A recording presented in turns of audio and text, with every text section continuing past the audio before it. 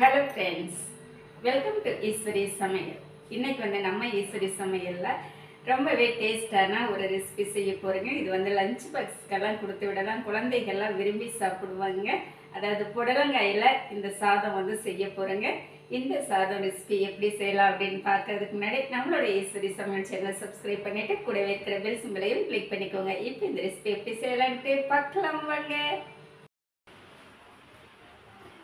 இப்போ நம்ம புடலங்காய் சாதம் செய்கிறதுக்கு நான் இதில் 1 டம்ளர் அரிசி எடுத்திருக்கேங்க. அரிசி ஒரு 20 நிமிஷம் நல்லா ஊற வச்சுக்கலாங்க.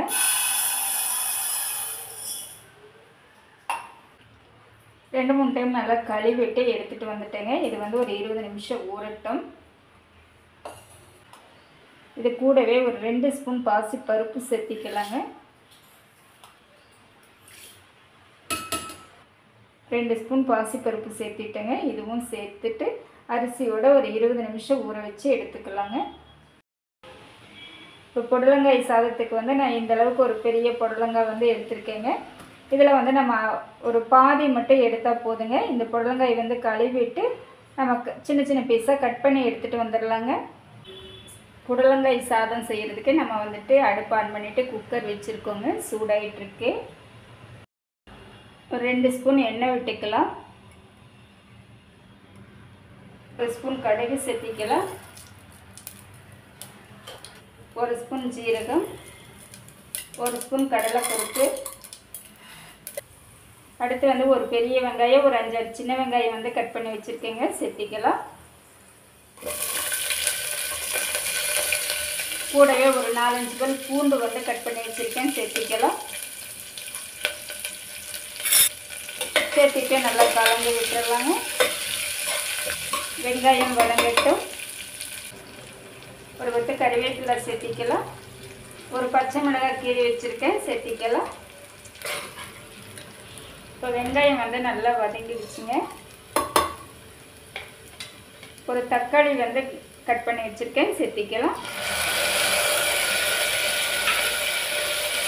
சேர்த்துட்டு நல்லா கலந்து விட்டுடலாங்க. தக்காளி நல்லா வதங்கிடுச்சுங்க. இப்போ நம்ம புடலங்காய் சேர்த்திக்கலாம்.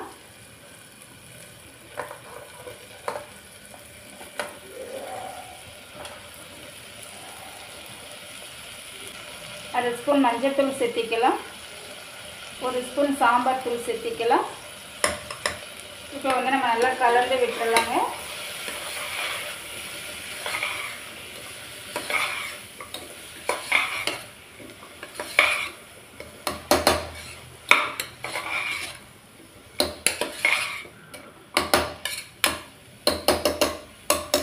ஒரு 2 நிமிஷம் நல்லா வதங்கட்டுங்க.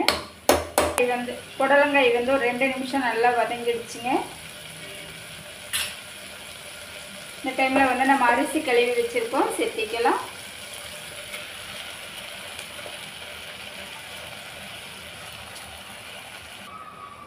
அரிசி சேர்த்திட்டு ஒரு டைம் நல்லா கலந்து விட்டுடலாங்க.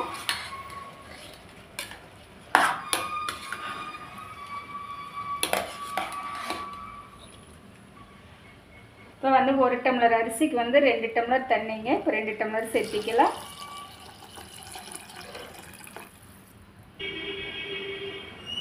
ஒரு ஸ்பூன் கல்லுப்பு சேர்த்திக்கலாம். உப்பு சேர்த்திட்டு ஒரு டைம் நல்லா கலந்து விட்டுடலாங்க. ஒரு கொதி வரட்டும்.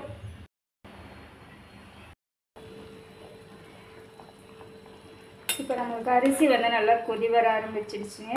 இந்த டைமில் நம்ம உப்பு காரம் எல்லாமே செக் பண்ணிக்கலாங்க. நமக்கு உப்பு காரம் எல்லாமே கரெக்டாக இருக்குங்க. ஒரு 4-5 சொட்டு லெமன் புழிஞ்சிக்கலாங்க. இப்போ குக்கருக்கு மூடி போட்டுக்கலாம்.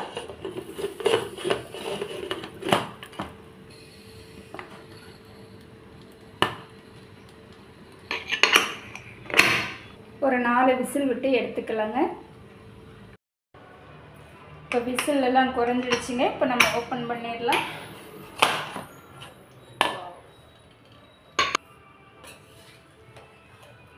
நம்மளுடைய புடலங்காய் சாதம் ரொம்பவே சூப்பராக வந்திருக்குங்க.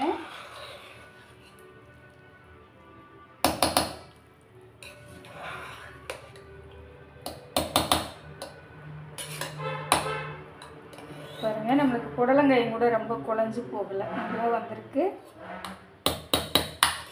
இந்த சாதம் பார்த்தீங்க அப்படின்னா நம்ம மதிய லஞ்சுக்கெல்லாம் ஈஸியாக டக்குன்னு செஞ்சுக்கலாங்க. புடலங்காய் சாதம் வந்து ரொம்பவே நல்லா டேஸ்ட்டாக நல்லா ரெடி ஆகிடுச்சுங்க.